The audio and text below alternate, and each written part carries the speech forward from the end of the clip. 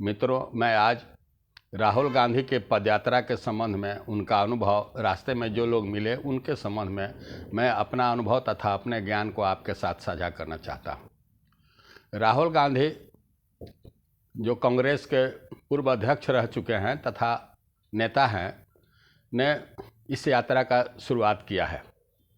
Congress party का सोच है कि भाजपा के बढ़ते कद, स्वीकार्यता तथा विभाजनकारी नीति के खिलाफ यदि कांग्रेस को खड़ा नहीं किया गया तो यह देश डिवाइसिव पॉलिटिक्स से देश का पतन हो जाएगा।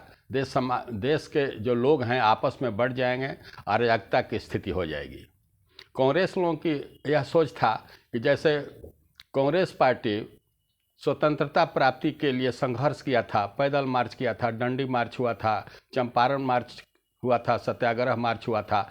इस सब मार्च से अंग्रेज़ों को इतना विवश कर दिया कि उन लोगों को भारत छोड़ करके जाना पड़ा। वही उत्साह और वही भावना से कांग्रेस पार्टी यदि यह पैदल मार्च शुरू करती है तथा लोगों से जुड़ने का काम करती है तो आने वाले समय में इसकी स्वीकार्यता बढ़ेगी, लोगों में कनेक्टिविटी बढ़ेगी। राहुल गांधी का यह भी सोच है कि भाजपा जो है दिनों दिन उसके हर एक स्टेट में उसकी जीत हो रही है, उसकी सरकार बन रही है और कांग्रेस पार्टी सिमटती जा रही है, सिकुड़ती जा रही है। इसके लोग बिखरते जा रहे हैं, जो इसके नेता थे इस पार्टी का साथ छोड़ते जा रहे हैं तथा इसका जनाधार खिसक रहा है।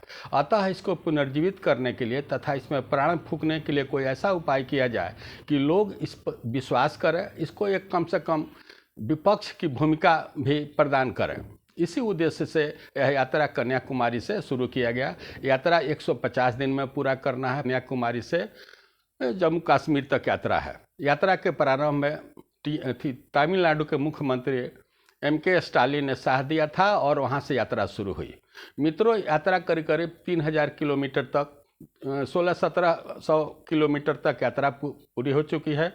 यात्रा के क्रम में श्री गांधी को बहुत तरह के मौसम का भी सामना करना पड़ा। बरसात में भी इन्होंने यात्रा को जारी रखा तथा भींग करके लोगों में यह संदेश दिया कि ये भी हारे हुए नहीं हैं, ये पार्टी को पुनर्जीवित कर सकते हैं। इनके यात्रा में समाजसेवी, बुद्धिजीवी तथा जो भाजपा के विभाजनकारी नीति से, हिंदुत्व वाला कार्ड से जो लोग दुखी थे, सभी लोगों ने मिल करके इनका साथ दिया है और यात्रा में भारी जनसैलाब उपड़ा। जहाँ जहाँ गया है इनका काफ़ी स्वागत हुआ है। इन कांग्रेस पार्टी के जो मुख्य नेता हैं जैसे अशोक गहलोत हैं, सचिन पायलट हैं, कन्हैया कुमार हैं, पवन खेरा हैं, इस तरह से या खड़गे साहब है, सभी नेताओं ने शुरू में से ही लेकर के बीच बीच में इस यात्रा में शामिल होते रहे। मुख्य लोगों में जोगेंद्र यादव हैं, जिनको आंदोलनजीवी कहा जाता है, उन्होंने भी इस यात्रा में शिरकत किया तथा कहा कि यह यात्रा दक्षिणायन से आरंभ हुआ है। उनका दक्षिणायन का मतलब कि यह यात्रा दक्षिण से शुरू हुआ है, जहां भाजपा का प्रभाव कम है, भाजपा की स्वीकार्यता नहीं है। वहां से यात्रा करके बहुत अच्छा हुआ है, उत्तर की ओर यानी जम्मू कश्मीर की ओर चलेगी। फिर इनकी यात्रा को पूजा भट्ट जो नायिका हैं उन्होंने भी समर्थन किया, वो भी शामिल हुई। एक क्वैक करके हैं, स्क्वैक करके हैं, हॉलीवुड के एक्टर हैं, उन्होंने भी इस यात्रा को सराहा तथा उन्होंने इसके साथ अपना सॉलिडरिटी व्यक्त किया। गौरी लंकेश, जिनके जो पत्रकार थी, जिनकी हत्या हुई थी, उनकी मां तथा उनके परिवार लोग के भी शामिल हुए। दलित स्कॉलर रोहित बारमूला के परिवार के लोग भी यात्रा में शामिल हुए, जिनकी हत्या बड़े लोगों के द्वारा उनके कॉलेज में कर दी गई थी। अतः समाज के हर वर्ग के लोग इनकी यात्रा में शामिल होते गए और इनकी यात्रा अभी तक काफ़ी सफल रही है। यह अपनी लोगों से जुड़ने में करीब करीब कामयाब हो गए हैं और समाज के विभिन्न वर्ग के लोग इनसे मिल रहे हैं। इनके यात्रा को लेकर के बहुत आलोचनाएं हुई, जैसे आप पार्टी के नेता केजरीवाल ने कहा कि इस यात्रा से कोई निष्कर्ष निकलने वाला नहीं है। उसी तरह से तमिलनाडु के जो भाजपा के नेता हैं उन्होंने कहा कि यह यात्रा से राहुल गांधी साबित करना चाहते हैं कि कांग्रेस पार्टी मरी नहीं है, जीवित है। इस तरह से नाना प्रकार के इनके खिलाफ आरोप लगाए गए तथा भाजपा के द्वारा कहा गया कि यह परिवार को जिंदा करने की पार्टी है। यह एक पिकनिक पार्टी है। इन लोगों के ठहरने का जो कंटेनर बनाया गया था उसमें, जिसमें टॉयलेट वगैरह की जो मिनिमम सुविधा थी उसको उपलब्ध कराया गया था, उसमें लोग रात में ठहरते हैं, उसको भी एक लग्जरी होटल का रूप दे दिया गया। इस प्रकार राहुल गांधी की यात्रा में काफ़ी आलोचना हुई, लेकिन राहुल गांधी इस आलोचना से, इस निंदा से तनी भी विचलित नहीं हुए। मित्रों, जहाँ तक विपक्षी लोगों को इस यात्रा में शामिल होने का सवाल है, उन्होंने श्री तेजस्वी यादव उप मुख्यमंत्री तथा मुख्यमंत्री नीतीश कुमार को बिहार से भी यात्रा में शामिल करने के लिए बुलाया है, और भी विपक्ष के लोग कुछ इसमें ज्वाइन कर रहे हैं। सुप्रिया सुले जो शरद पवार की लड़की हैं, उन्होंने इस यात्रा में ज्वाइन किया। शरद पवार तथा उद्धव ठाकरे, संजय राउत इत्यादि भी यात्रा में शामिल होने के लिए आश्वासन दिए हैं।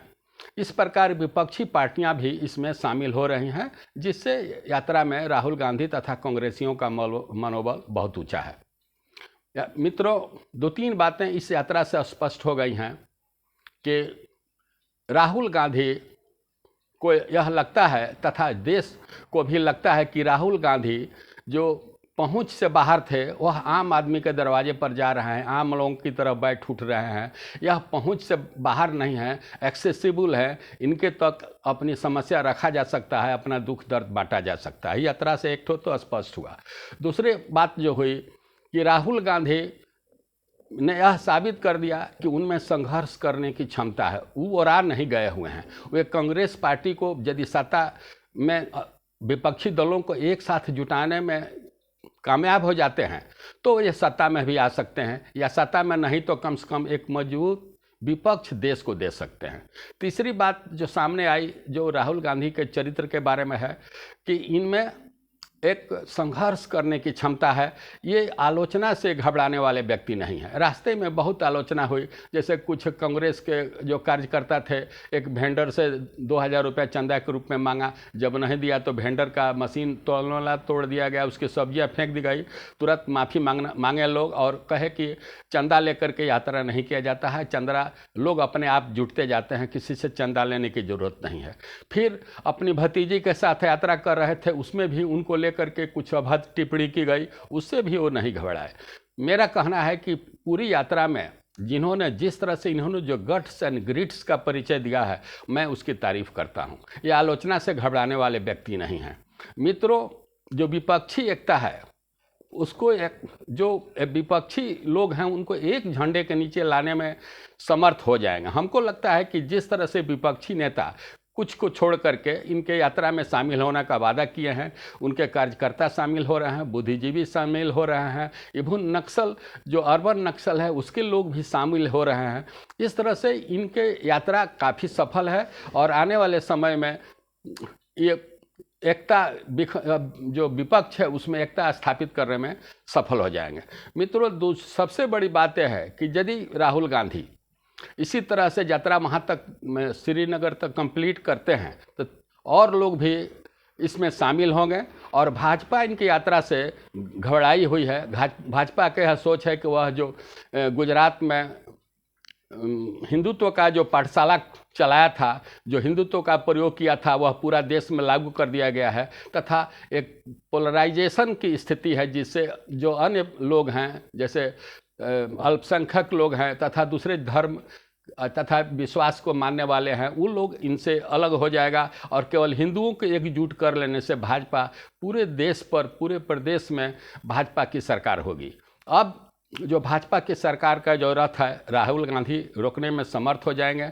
और यदि पूरा विपक्ष का लोग कतिपय जैसे केसीआर वगैरह हैं या अरविंद केजरीवाल हैं, चाहे कुछ और लोग हैं जो इनकी यात्रा को बढ़िया से माने इसको दूसरे तरह से ले रहे हैं तथा समझ रहे हैं कि यह एक ऐसे ही एक्सरसाइज है जिसका कोई फलाफल नहीं निकलने वाला है, मैं इससे सहमत नहीं हूँ। आने वाले समय में कांग्रेस में नई जान भरने के लिए राहुल गांधी का यह कदम सराहनीय है और भाजपा इससे घबराई हुई है। इसको डर है कि इसी तरह से यदि यात्रा चलती रही तो आने वाले समय में एक सशक्त, एक शक्तिशाली बन करके कांग्रेस पार्टी उभरेगी। धन्यवाद।